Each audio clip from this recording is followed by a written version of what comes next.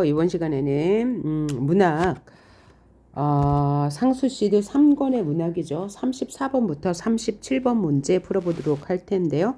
이 밑줄 친 부분의 시어의 상징적 의미를 파악하는 학습입니다. 자, 그럼 첫 번째 시부터 볼게요. 가을이 되면 내 뿌리가 더 잘 살 수 있도록 자그마한 소리조차 숨죽여가며 살기 위해 죽는 것처럼 일단 역설법은 있는 거고, 살기 위해 죽는다. 역설법이죠. 노란 나뭇잎이 떨어진다. 그러면 노란 나뭇잎이 떨어지는 것은 앞에를 보니까 내 뿌리가 더 잘 살 수 있도록 떨어지는 거죠. 그러면 여기서의 노란 나뭇잎이 떨어지는 것은 뭘 의미해요? 희생을 의미한다고 볼 수 있겠네요. 이렇게 연결하면 바로 나오죠. 그 다음 월명사의 제명매가 라는 시인데 여기도 나뭇잎이 떨어질 거예요. 자, 월명사 사자가 들어가면 스님이란 얘기고요. 제망매가 제아우제 망 돌아가셨어 죽었어. 제는 제사 지낼 제자고요. 망 죽을 제 죽은 사람을 제사 지내는 노래. 근데 누가 죽었어요? 매 누이가 죽었어요. 누이가 죽어서 제사 지내는 노래 라고 생각하시면 되겠네요. 생사길은 여기 있음에 머뭇거리고. 누가 머뭇거려요? 화자가요. 화자가 생사길은 여기 있는데 머뭇거린대요. 무슨 뜻입니까? 화자가 머뭇거려요. 삶과 죽음의 길에서 내가 머뭇거린다. 나는 지금 슬퍼한다 라고 해석하면 될 것 같아요. 자, 삶과 죽음의 길. 제목에서 뭐라고 그랬어요? 죽은 누이를 제사 지내는 노래라고 했으니까 살아있는 건 나고 죽은 건 누이겠죠. 누이는 죽었고 나는 여기 있어서 나는 슬프다라고 해석하면 되겠죠. 나는 간다 못다 이러고 어찌 갑니까? 라고 했는데 누가 간 거죠? 간 주체는 나예요. 나는 누가 간 거예요? 누이. 그래서 나는 간다 말도 못다 이르고 어찌 갑니까? 그럼 나는 간다라고 누이의 말을 따옴표로 묶을 수 있을 거예요. 이건 그러니까 여기서 나는 누이를 말하는 거예요. 그러니까 나는 간다 말도 못하고 갔어. 누이는 뭐예요? 갑자기 죽었어. 누이의 요절에 대해서 슬퍼하는 거죠. 갑자기 죽었어요. 어느 가을 이른 바람에 죽었어요. 그러니까 이른 바람에 여기저기 떨어지는 잎처럼 누이는 죽었어요. 그러니까 어느 가을 이른 바람도 요절을 의미할 거고 떨어지는 잎은 뭐예요? 누이의 죽음을 의미하는 거죠. 한 가지에 나고도 가는 곳을 모르는구나. 그러니까 이 가족 관계를 나무에 비유한 거예요. 여기 나무가 있는데 여기 이렇게 가지가 있죠. 가지가 있는데 이게 이제 나무예요. 이 나무는 나무 같은가요? 이 나무는 뭘 말하겠어요? 부모를 말하겠죠. 이 부모에게서 그죠? 한 가지에 났어요. 그러면 이 가지가 여러 가지 있는데 이 한 가지에 났다. 이 가족 관계에서 한 가지에 났다. 그러니까 너와 나는 혈육이다. 한 가지에 났다. 혈육이다. 너와 나는 가족 관계지. 혈육 관계야. 그런데 너는 지금 이 나뭇잎이 있었는데 떨어졌어요. 이렇게 나뭇잎이. 이 나뭇잎이 떨어진 걸 죽음이라고 봤는데 나는 지금 이 나뭇가지에 매달려 있어요. 나는 지금 살았어요. 그러니까 이 매달려 있는 것은 생이고 이 떨어진 것은 뭐야? 사가 되는 거예요. 그래서 한 가지에 나고도 너는 그렇게 갔고 어디로 갔는지 나는 모르겠구나. 이건 이 사별에 대한 슬픔을 노래한 시. 슬픔, 사별에 대한 슬픔. 사별에 대한 슬픔을 노래한 시인데 끝까지는 안 나왔어요. 이게 향가이기 때문에 끝까지 읽어보면 이 슬픔을 지금 극복하고 있어요. 초월합니다. 여기까지 볼 때 떨어지는 잎은 뭐예요? 누이의 죽음이다. 그래서 맥락으로 읽으면 어느 정도 확인할 수가 내용 파악을 할 수가 있을 거예요. 그 다음 다시를 한번 보면 작자미상의 춘면곡이라고 했는데 봄춘, 면 면은 잠잘면 있죠. 그렇죠? 봄에 잠자는 노래 뭔가 조금 나른한 이미지면서 좀 좋은 이미지가 느껴지네요. 한번 읽어볼게요. 그리고 얘는 지금 굉장히 긴데 작자 미상이라고 했으니까 현대 쓰여진 시는 아니고 조선 후기에 쓰여졌으니까 조선 후기 평민들이 썼을 것이다 라고 짐작할 수 있습니다. 자, 삼경에 못 든 잠을 사경 말에 비로소 들어. 그럼 삼경은 새벽 1시에서 3시고 사경에 들었어. 사경 말에 들었어. 그러면 사경이니까 한 3시 넘어서 새벽 잠이 들었어. 자, 상사하던 그리워하던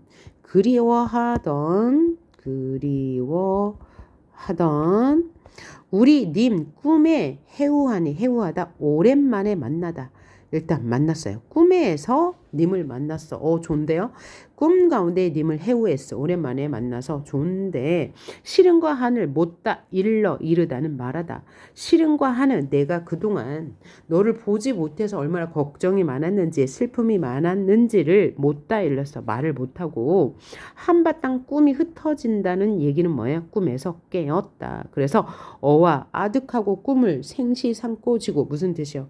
와, 너무나 아득해. 이 꿈 현실이었으면 좋겠어. 잠 못 들어 탄식하고 바삐 일어나 바라보니 구른 산은 첩첩하여 천리몽에 가렸구나. 이건 뭐예요? 산이 구름에 가려서 그냥 꿈만 같네 라는 얘기죠. 엊그제 버들까지 푸르게 화나더니 그 결에 그 사이에 엊그제 푸르게 화냈는데 그 길에 어느 날 훌훌하여 떨어지고 말았구나 라고 했어요. 그러면 끝에까지 읽어보고 한번 해석해 보도록 할게요. 지루하다 이 이별 언제이면 다시 볼까. 그럼 화자는 어떤 상황이에요? 이별의 상황이죠. 이별의 상황에서 이미 너무 그리워서 꿈에라도 만나려고 해서 진짜 꿈에서 만났는데 꿈에서 실은과 한을 말하고 싶었지만 못다 이루고 그저 깼죠. 잠도 겨우 들어서. 그래서 일어나 보니까 산이 구름이 쌓여 있어서 내 꿈속에 완전 가려졌어. 그리고 엊그제 버들까지 푸르게 화난 건 긍정인데 현재는 어때요? 어느 사이엔가 하나더니 어느 사이엔가 뭐가 떨어졌어요? 버들까지가 떨어졌어요. 그쵸. 버들까지가 화냈는데 떨어졌어요. 그래서 나는 지루하고요. 이 이별이 언제면 다시 볼지 모르겠어요. 자, 그러면 생각해봐요. 엊그제는 님과 함께 있었죠. 근데 지금은 혼자 있어서 뭐죠? 님이 그립죠. 그러면 푸르게 화나다는 것은 긍정이고요. 그러니까 뭐야? 엊그제는 님과 함께 있어서 좋았다는 얘기고요. 어느 사이에 그 잎이 떨어져서 혼자 있어서 외롭다는 거죠. 그러면 여기서 잎이 떨어진다는 것은 뭘 말해요? 이별을 말하는 거고. 그죠? 잎이 떨어진 것은 이별이고 버들까지게 푸르가 화냈다는 것은 만남. 즉 사랑하는 님이 옆에 있었다는 거죠. 이렇게 해석하면 될 거예요. 맥락으로 해석하면 다 해결이 됩니다. 그 다음 김기름의 가을의 나상이라고 했는데 여기서 가을의 나상은 뭐냐면 가을의 본 모습 혹은 가을의 나체라고 해석할 수 있을 거예요. 자, 한번 봅시다. 얘는 뭐예요? 산문시네요. 산문시라는 것은 뭐예요? 행의 구분 없고 연의 구분도 없어. 그러면 산문시라고 합니다. 자, 볼게요. 쳐다보니 탐욕스럽고 검푸른 잎사귀를 잃어버린 앙상한 가지들은 흰 구름을 빗질하고 있고 양초와 같은 흰 포플러의 나체 위를 플라티나의 석양별이 기어간다. 자, 여기서 문장을 잘 봐요. 탐욕스럽고 검푸른 잎사귀는 나쁜 거죠. 그죠? 왜? 잎사귀인데 탐욕스럽고 그 잎사귀는 검푸러. 그러니까 화자 입장에서 부정적으로 생각하니까 탐욕스럽다고 했겠고 검푸르다고 했겠죠. 그런데 그것을 잃어버린 앙상한 가지는 긍정이죠. 맞아요? 그리고 나서 흰 구름을 빗질하고 있고 양초와 같은 흰 포플러의 나체 위를 플라티나의 석양볕이 기어간다. 그러니까 역시 그럼 현재 상황은 뭐예요? 긍정인 거죠. 왜냐하면 이 잎사귀들이 모두 탐욕스러운 잎사귀들이 모두 잎사귀를 잃어버린 그러니까 탐욕이 떨어진 나뭇가지들은 흰 구름 위를 빗질하고 양초와 같은 히포플라의 나츠의 플라티나의 석양별이 기어간다. 그러니까 잎사귀가 떨어진 이 가을이 좋다는 얘기죠. 그죠? 어디까지나 참혹하고 냉정한 볕이다. 그는 지금 나의 울적한 마음에서도 양심, 선망, 정열, 사상, 애욕 그러한 잎사귀들을 그 굳센 날개로 휩쓸어 버린다. 자, 그럼 그는 누구예요?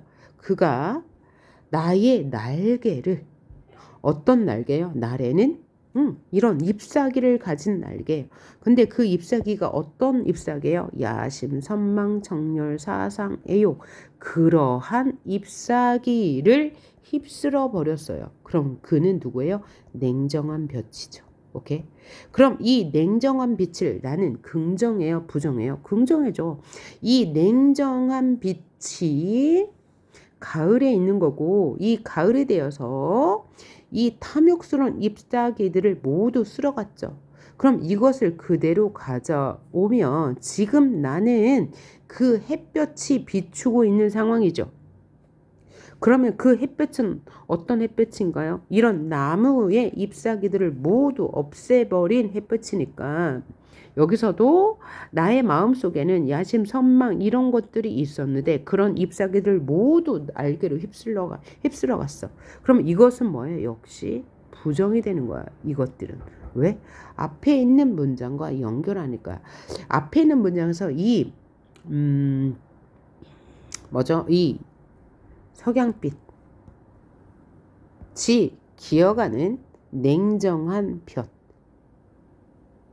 볕은 이런 모든 것들을 잃어버린 가지 위를 기어가니까 좋은 거죠.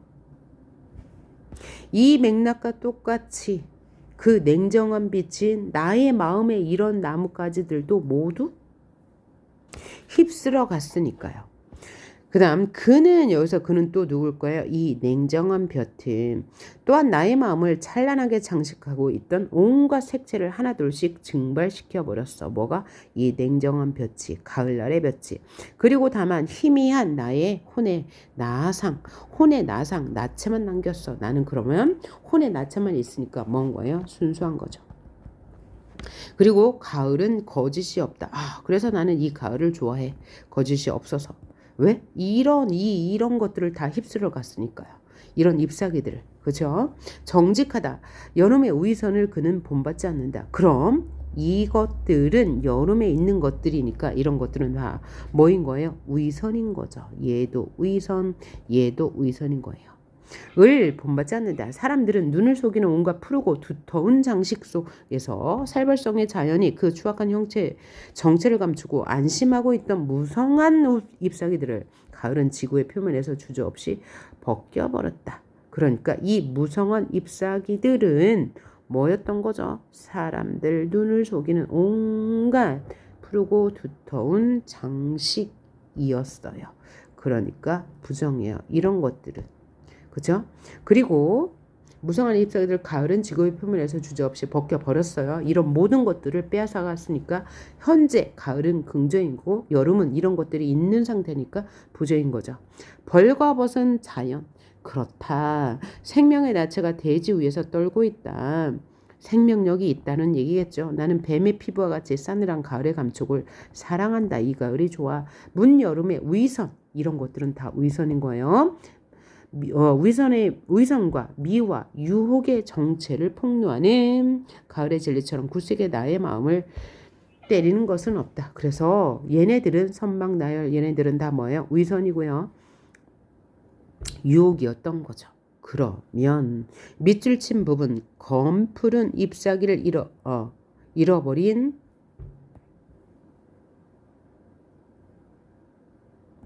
잃어버린 앙상한 가지라고 했으니까 긍정이네요. 여기까지만 보면 건풀은 잎사귀까지 보면 매우 부정인 거죠. 뭐요? 뭐 위선이며 유혹이라고 했으니까. 그런데 그것을 잃어버린 앙상한 가지니까 위선과 욕심 혹은 유혹이 없는 상태라고 정리하시면 되겠습니다. 자, 우리 이번 시간에요. 34번부터 37번까지 해석해 보았고요. 그러면 이번 3주차 문학은 끝났네요. 우리 다음 시간에 또 보도록 합시다. 수고하셨습니다.